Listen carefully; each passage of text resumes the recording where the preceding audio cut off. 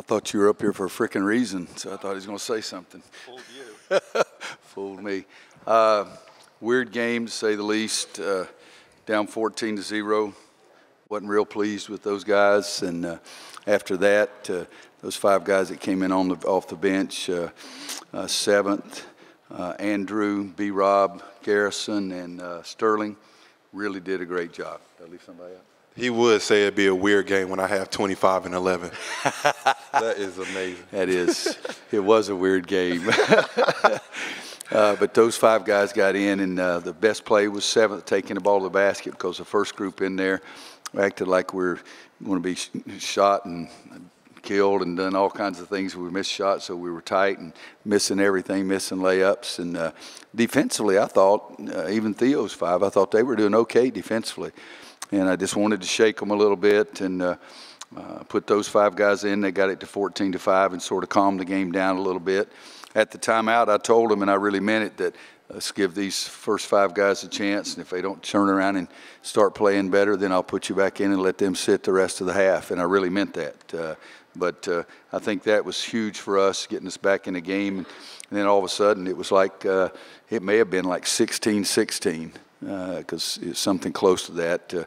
I very seldom look at the score, but I did a couple of times in the first half today. But after that point, I thought Theo was sensational. 25 points, 11 rebounds. Really controlled the whole tempo of the game on the offensive end. I've said many times he's a playmaker, and in some ways maybe as good a playmaker as I've ever coached in 30 years as a head coach. Everybody wants to talk about the dunk, but I like the way he sort of read the defense. Not just, there's a lot of guys on the street corner that can dunk, but to read the defense and see what they gave him there, I thought was sensational. I'm really surprised. I thought he had more than 3 assists. Maybe one of his most important ones was to Joel Berry in the corner right in front of our bench. Didn't you give him that one? Mm-hmm. And sort of just perked the whole team up for Joel to make a shot. We rebounded the ball better in the second half. They beat us second chance points in Chapel Hill. They beat us in points off turnovers in Chapel Hill. We didn't guard them at all. They dominated the game in Chapel Hill, even though it was one on the last second shot. They dominated the game. So for us, there was a little more revenge, and I even used the word redeem. I never used it last year until we got to Phoenix. I hadn't even heard it, but I said, let's redeem ourselves by how we play defense tonight. But like I say, a weird game, and Jaquan just kept playing. I think he likes to play against the Carolina Blue. He played awfully well tonight, and Lawrence made those 2 threes in a row that were big. But really happy for our team. Luke May, 13 rebounds, so he did something, even though he was 1 for 15. I believe in being straightforward with people, so I told him if he had gotten 1 more rebound, he could say he rebounded all his misses. But 1 for 15 and still win and do some good things, I think that's fantastic. Second row, first Brent question. Friedlander, North State Journal. Theo, what goes through your head, and what do you say to each other when you guys miss the first 13 shots you take, and 7 minutes into the game you look up at the scoreboard and you're down 2 touchdowns? I think at that point, we've been here before, even with the same team. I mean, we were just in the same situation last week, and we knew that we was going to make a run. There were shots that they could make, but I think we were rushing them. We were a little antsy about the game, and they just didn't fall for us. I'm just really proud of the guys that came off the bench. Like Coach mentioned, I told them in the locker room, even after the game when they interviewed me, I told them those 5 really won the game for us. I mean, they settled us down. They got us playing to the way we needed to play. 7 set the tone by getting to the basket, and that was a huge play for us to see that we just shot all threes. We need to get to the cup and see what can happen. Middle of the room. Tom Marion with AP Radio. Theo, what does it mean to you to be able to play Duke again here in the semifinals of the ACC Tournament in Brooklyn? We did it last year. It's the next game.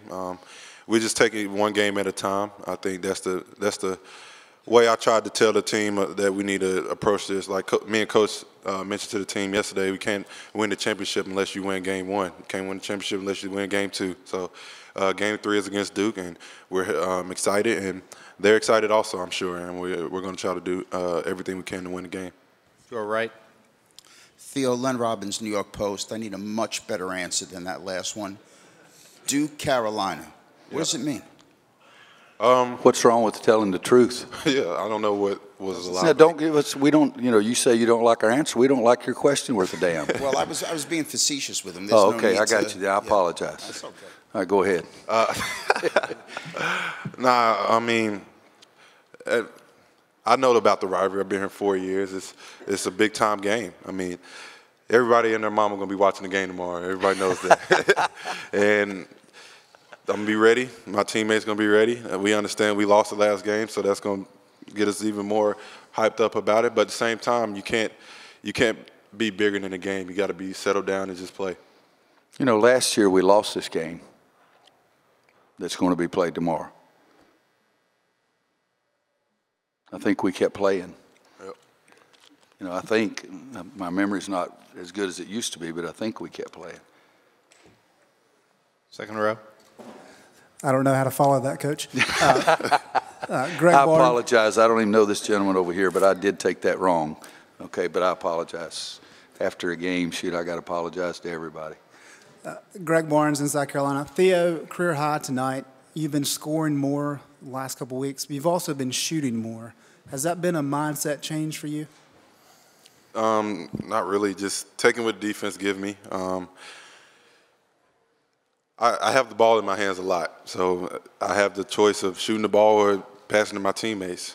Of course, I would like to get my teammates. So I love getting my teammates going. I mean, I have joy in doing that. But at the same time, if they're not going to play me, I got to be aggressive. That gets my teammates going. If I'm scoring, I'm a threat. So that means they have to guard me too, and that just gets those guys even more open shots. You know, the first three he took tonight, I was really happy he took it. The second one, he almost had to because that when the shot clock was winding down. Clock. And I'll answer this for him. He's had some walk-around games, you know, on the defensive end of the floor, and I think he's gotten more focused defensively in the last 10 games, and I think that's made him more active offensively too. But we've tried to put the ball in his hands more consciously.